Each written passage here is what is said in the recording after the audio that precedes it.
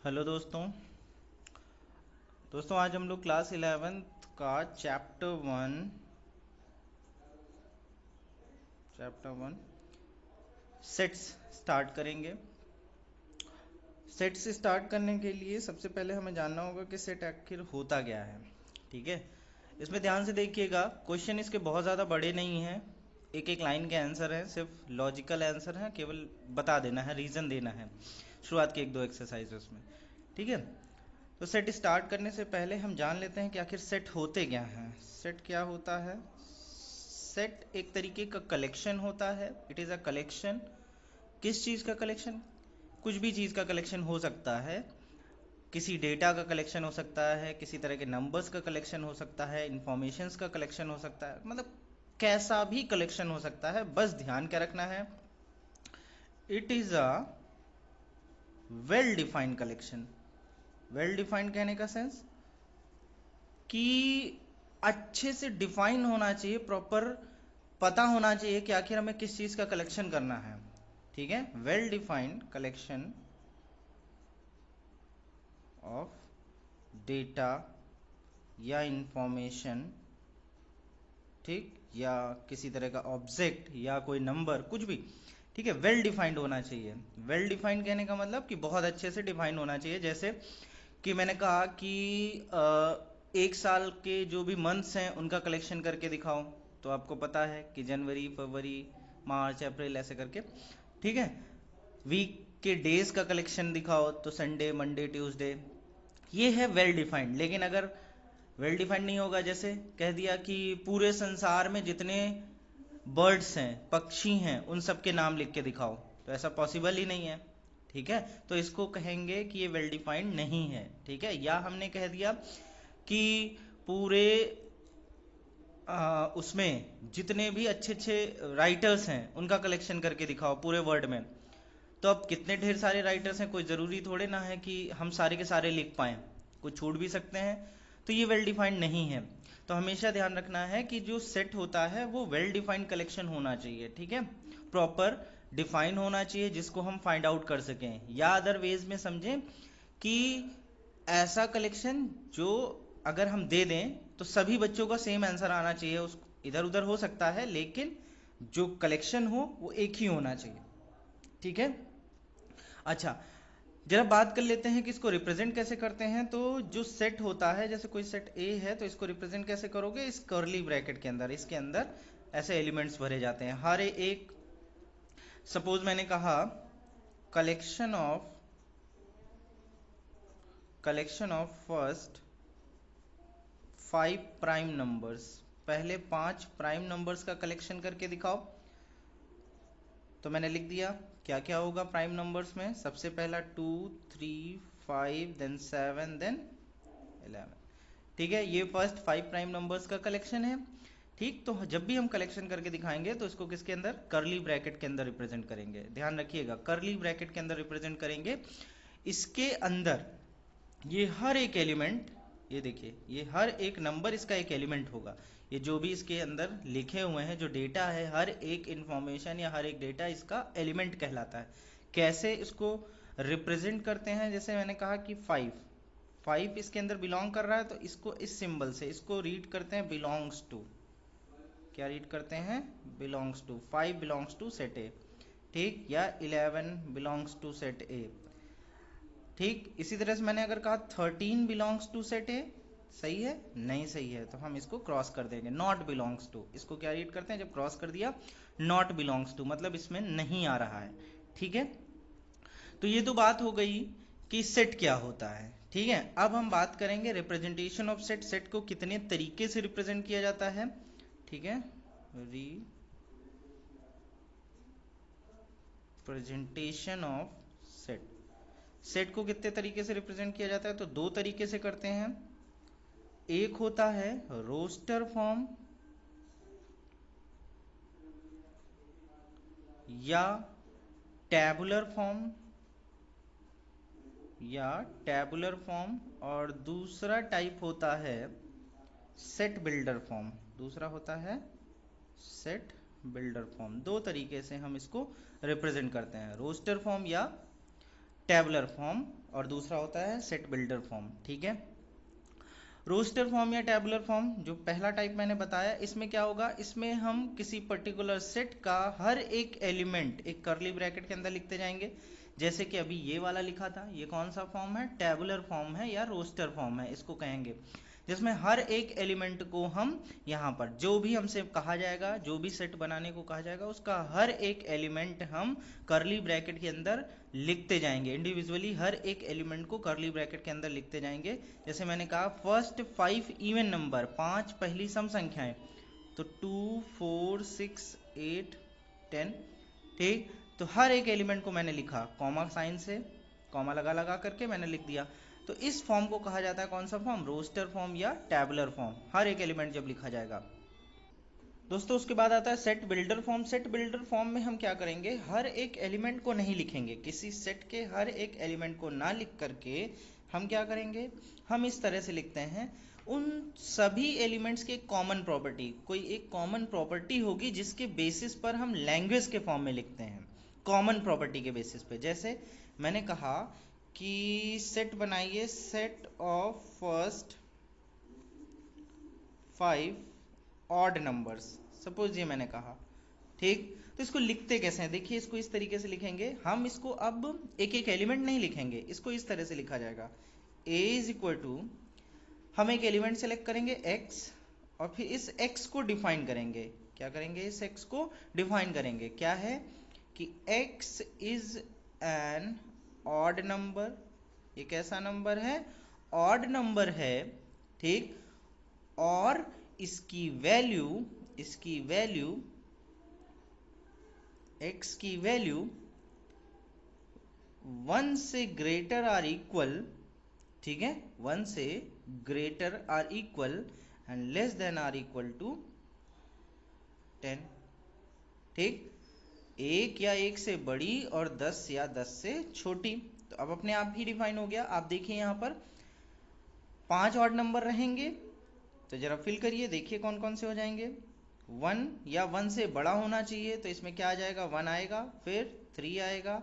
क्यों 3 आया, क्योंकि ये x क्या है, ऑड नंबर है। ठीक है, हमें ऑड नंबर लेने, फिर 5 देन 7 देन 9। अब उसके बाद 11 नहीं हो सकता, क्यों, क्योंकि यहाँ डिफाइन है कि 10 या 10 से छोटा होना चाहिए। तो ये देखिए, ठीक है, तो ये फॉर्म कैसा फॉर्म है, इस फॉर्म को कहते हैं सेट बिल्डर फॉर्म। ठीक है, किस एक कॉमन प्रॉपर्टी जो कि हमें लैंग्वेज के फॉर्म में यहाँ पर लिख देनी होती है और उसको डिफाइन कर देना होता है कि कितने से लेके कितने तक है। ठीक है, और ये हमारा रोस्टर फॉर्म है, टेबुलर फॉर्म है। क्लियर है, अभी क्वेश्चन आएंगे तो वहां पर हम आपको प्रॉपर तरीके से समझा देंगे, एक एक क्वेश्चन में बता देंगे कि कैसे क्या होता है।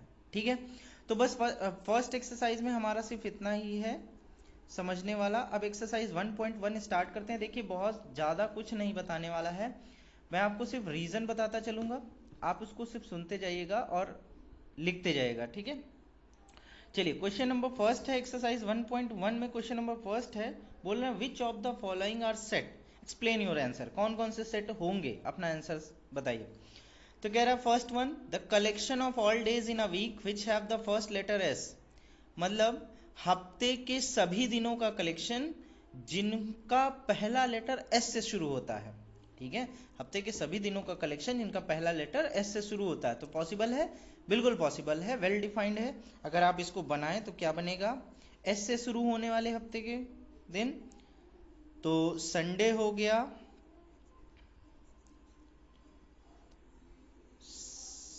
सैटरडे हो गया, और कोई है जो एस से स्टार्ट होता है, शायद नहीं। तो देखिए वेल डिफाइंड है कि नहीं, तो ये सेट है। ठीक, बस यही पूछ रहे थे कि सेट है या नहीं है। फिर इसी तरीके से सेकंड बोला है the collection of 10 most famous singers in India, कि भारत में 10 सबसे ज्यादा फेमस सिंगर्स का कलेक्शन। तो भाई बहुत लोगों को लग रहा होगा कि ये वेल डिफाइंड है, उसमें क्या है, 10 लोगों का कलेक्शन अब बना देंगे सिंगर्स का, लिख देंगे ढेर सारे नाम। लेकिन ऐसा नहीं है, क्योंकि हो सकता हो कि मैं कोई सेट बनाऊं जिसमें मैं 10 सिंगर्स के नाम लिखूं, वो मेरी चॉइस के होंगे। ठीक है, वो 10 सिंगर्स हमारी पसंद के होंगे। हो सकता हो कि उनमें से कुछ ऐसे सिंगर्स हों जो किसी और को ना पसंद आते हों, वो अपना कलेक्शन बनाएंगे, कोई तीसरा अपना कलेक्शन बनाएगा। तो सबका कलेक्शन क्या होगा, अलग अलग आएगा कि नहीं आएगा। ठीक, तो क्या ये वेल डिफाइंड है? बिल्कुल नहीं है। क्लियर है, ये वेल डिफाइंड कलेक्शन नहीं है। ठीक है, क्योंकि सभी का कलेक्शन अलग अलग आएगा, क्योंकि सभी सिंगर्स अलग अलग होंगे, सबकी पसंद अलग अलग होगी। ठीक है, तो it is not a well defined collection. Next है a group of best football striker of the world. फिर से वही चीज आ गई कि वर्ल्ड के सबसे अच्छे फुटबॉलर्स के नाम। तो कोई जरूरी नहीं कि जो हमें अच्छे लगते हैं वो दूसरे को अच्छे लगे, उनका कुछ और बनेगा, हमारा कुछ और बनेगा, तो ये भी नहीं है। The collection of all odd number below 50, 50 के नीचे सभी ऑड नंबर्स का कलेक्शन बिल्कुल पॉसिबल है, आप बना ले जाओगे, तो it is a collection of set. फिर है the collection of poems written by the poet Shakespeare. Shakespeare के थ्रू जितनी भी पोएम लिखी गई हैं उनका कलेक्शन, तो पॉसिबल है, बिल्कुल सही है, ये हो जाएगा। फिर है the collection of all prime numbers, सभी प्राइम नंबर्स का कलेक्शन, पॉसिबल है, बिल्कुल है। ठीक है। The collection of questions in science book, ये भी सही है, हमारी साइंस की बुक में जितने भी क्वेश्चन दिए उनका कलेक्शन सही है, हो जाएगा। फिर है the collection of most dangerous reptiles in India. ये क्वेश्चन कह रहा है मोस्ट डेंजरस रेप्टाइल, मतलब कि जो डेंजरस एनिमल्स हैं भारत में उनका कलेक्शन। तो कोई ज़रूरी नहीं है, हो सकता हो कि हमारे लिए मोस्ट डेंजरस कुछ और हो और सामने वाले के लिए कुछ और हो, या अदर के लिए कुछ और हो, तो ये पॉसिबल नहीं है। It is not a well defined collection of data, therefore it is not a set. ठीक, अब क्वेश्चन नंबर 2 पर आ जाते हैं। उन्होंने कहा इसमें बिलोंग्स टू और नॉट बिलोंग्स टू लगाना है। ये तो बहुत आसान सा क्वेश्चन है। एक सेट दे रखा है पी सेट, जिसके अंदर 2 3 4 5 6 7 एलिमेंट्स हैं, और कह रहा है इसके अंदर बिलोंग्स टू और नॉट बिलोंग्स टू का केवल साइन लगाना है। तो 2 बताइए, बीच में क्या भरा जाएगा? बिलोंग्स टू भरा जाएगा, यानी ये वाला साइन 2 बिलोंग्स टू पी। फिर है 9 belongs to P, 9 belongs to P, सही है, गलत है, नॉट बिलोंग्स टू हो जाएगा। इसी तरीके से आप भर डालिएगा इसको, तो ये हो ही जाएगा। नेक्स्ट है क्वेश्चन नंबर 3, कह रहा रोस्टर फॉर्म में लिखना है। अब देखिए यहां से अच्छे क्वेश्चन स्टार्ट हो रहे हैं। ठीक है, कह रहा है कि इसको रोस्टर फॉर्म में लिखिए। क्वेश्चन है, इसमें आपको किस फॉर्म में बताना है? इसमें आपको कह रहा है कि write the given set in roster form, आपको रोस्टर फॉर्म में इस सेट को रिप्रेजेंट करना है। तो देखिए फर्स्ट पार्ट है, सेट डिफाइन किया कि y, क्या बताया y के बारे में कि इट इज एन इंटीजर, ये एक पूर्णांक है, इंटीजर एक इंटीजर है, और इसकी वैल्यू देखो डिफाइन किया है कैसा, -4 से बड़ा होगा और 6 से छोटा होगा। ठीक है, -4 से ग्रेटर होगा और 6 से छोटा होगा। ठीक है, लेस देन 6 होगा। y ग्रेटर है -4 से और लेस है 6 से, तो इसका रोस्टर फॉर्म क्या होगा? रोस्टर फॉर्म -4 से बड़ा चाहिए और 6 से छोटा चाहिए। -4 से बड़ा नंबर -3 -2 -1 0 1 2 3 4 5, 6 नहीं होगा, क्यों? क्योंकि उससे छोटा चाहिए उनको, बस यही हो गया। ऊपर सेट बिल्डर फॉर्म में लिखा हुआ, नीचे उसको कन्वर्ट कर देना है किस फॉर्म में?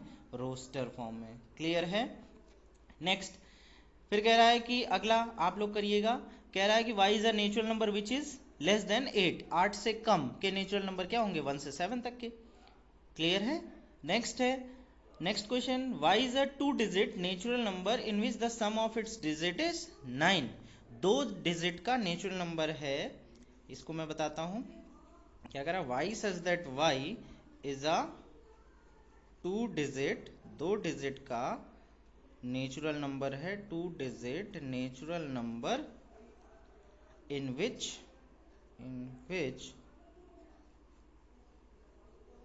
sum of its digit is 9।